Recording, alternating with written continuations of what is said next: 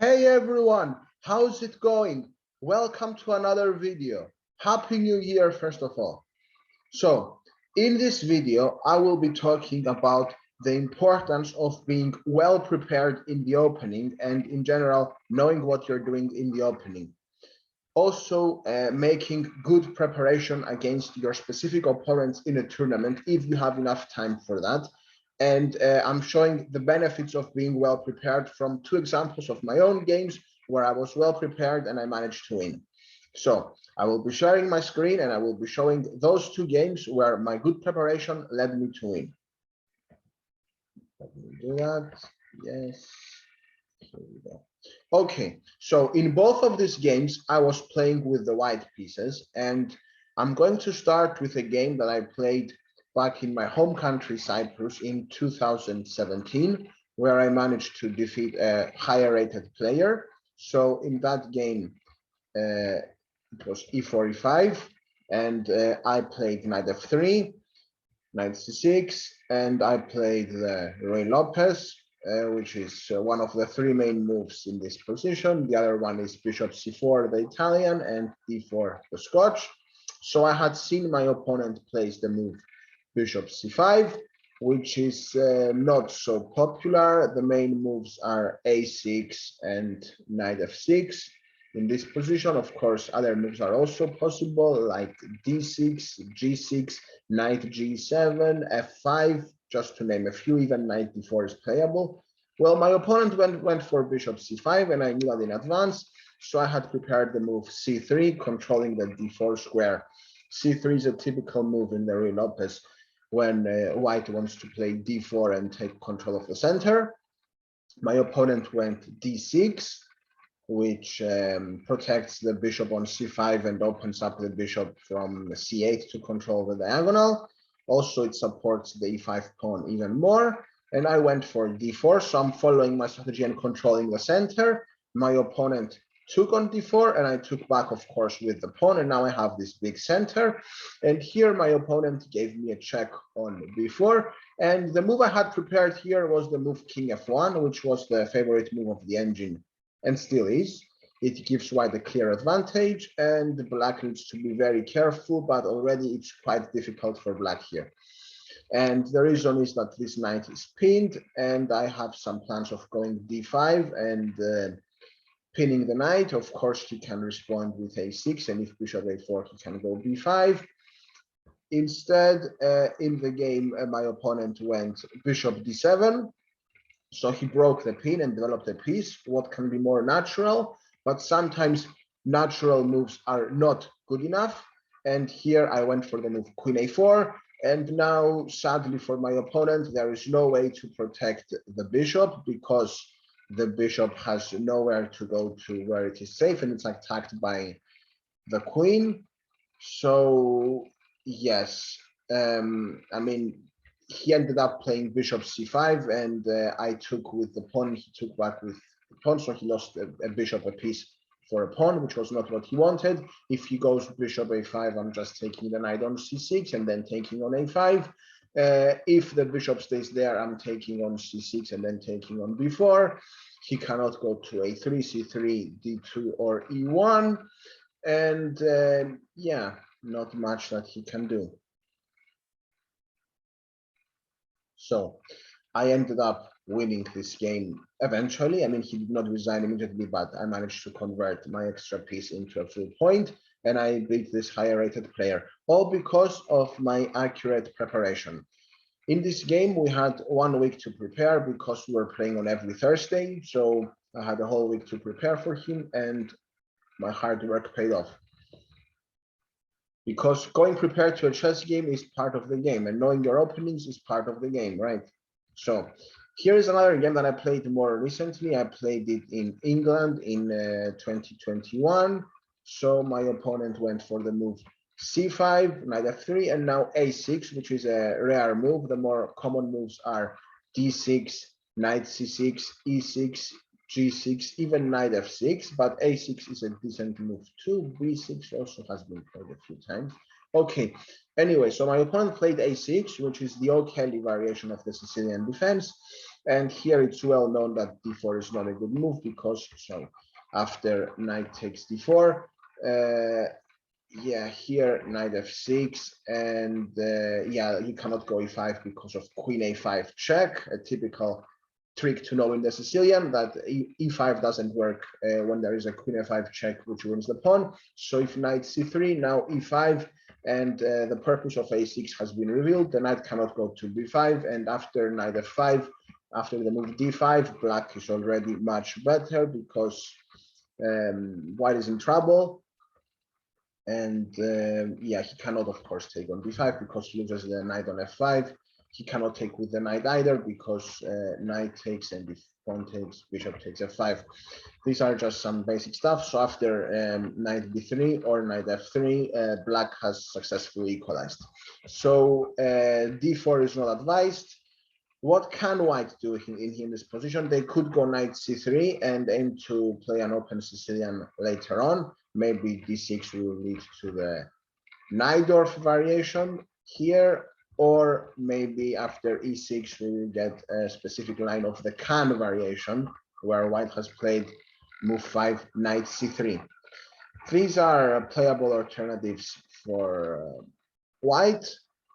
But also c4 is an interesting move, after which black can play knight c6, and if d4 takes, and now e5 and knight f5 is the main line. Another possibility would be to go e6, and after d4 play again a Sicilian Kan with the move queen c7 and a6 e6, and white has gone for a Maroczy bind setup.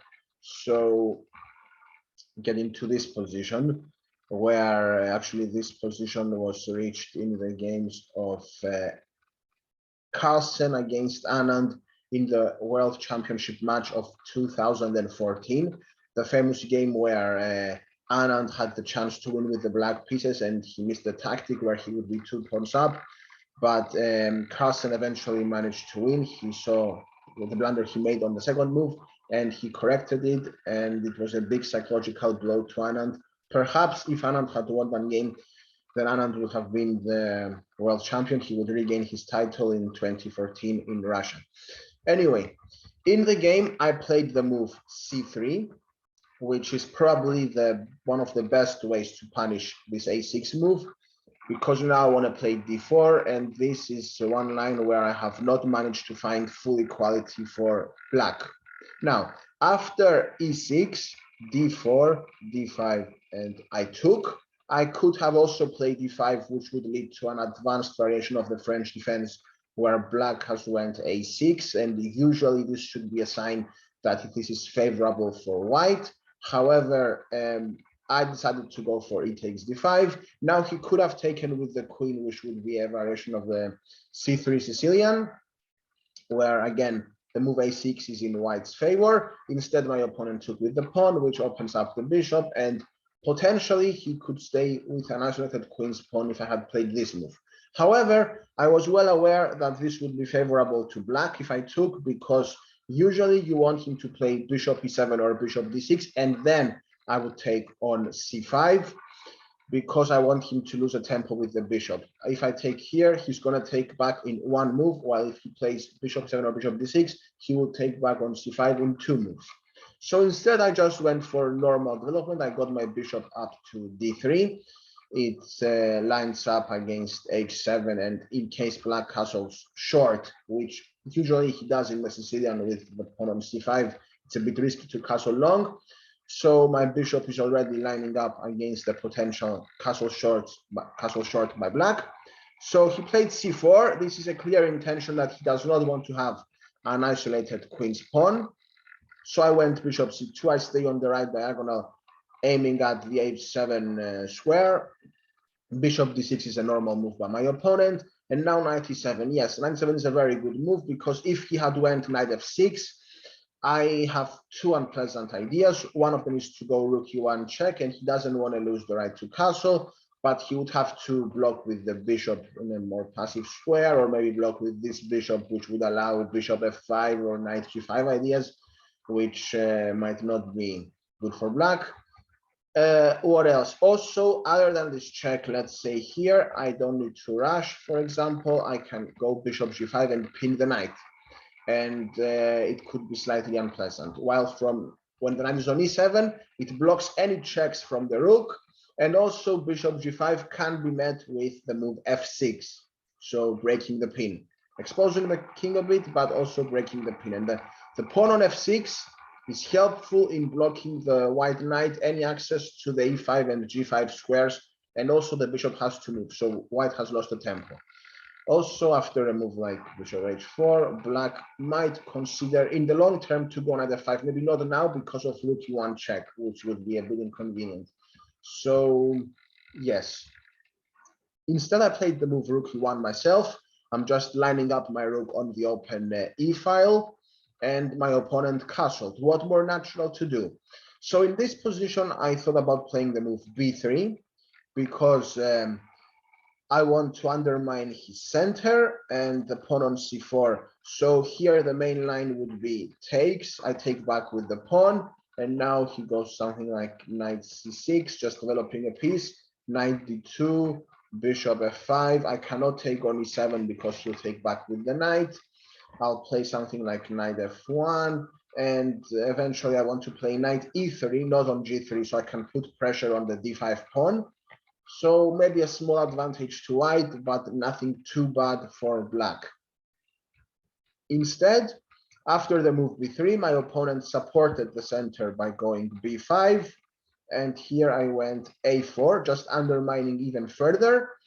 And my opponent went for the move bishop b7, which was a massive error.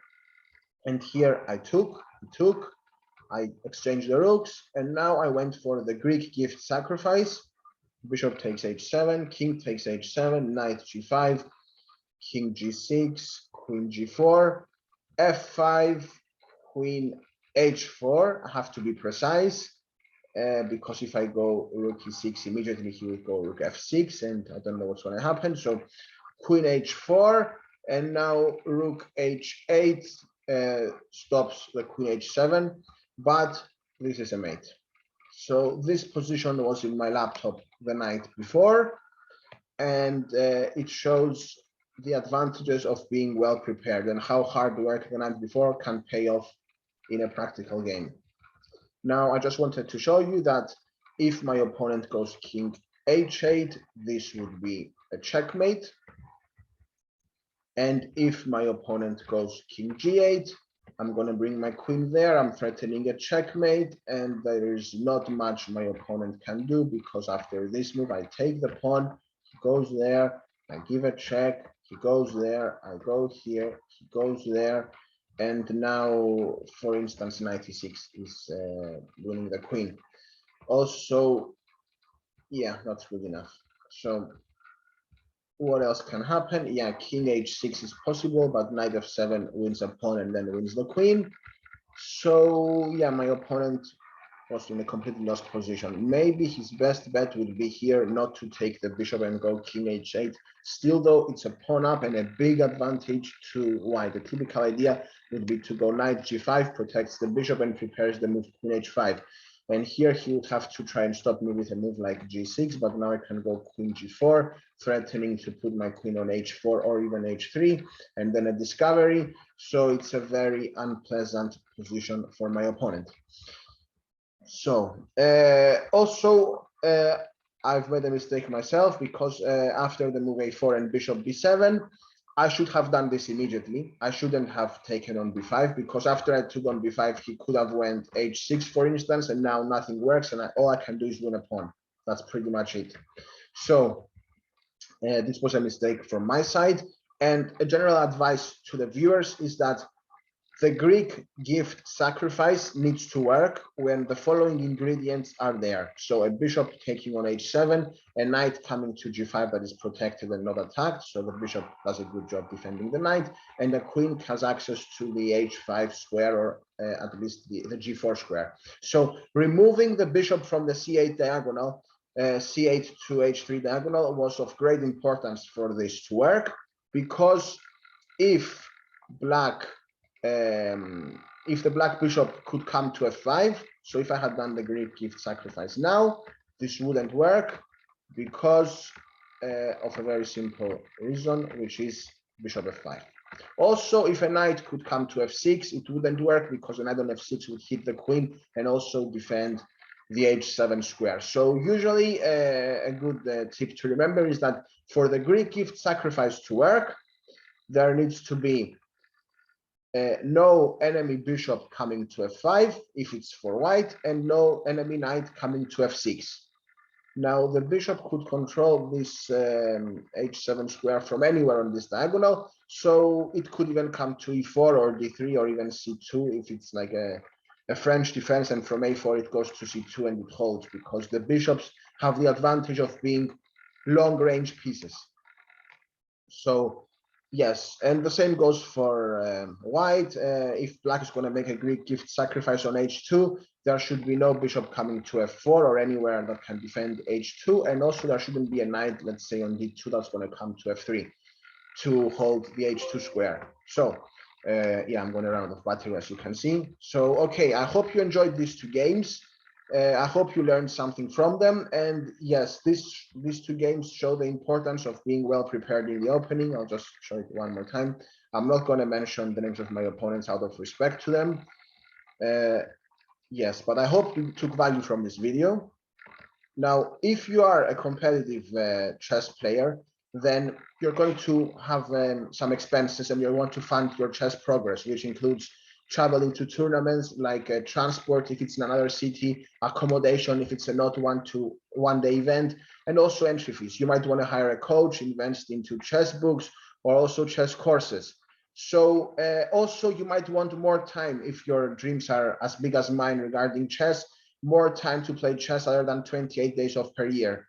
So if you're interested in a side hustle, which can enable you to earn an income online, you can go to www.nicolasgetos.co.uk. The link is in the description as well. You can put your name and email and watch my free introductory training where you will learn the 3 secrets my mentors use to generate a consistent income online and how you can do it too, even if you have no previous experience, qualifications, or no product to sell. If you're a subscriber, I will catch you at the next video. Thank you very much for watching and bye for now.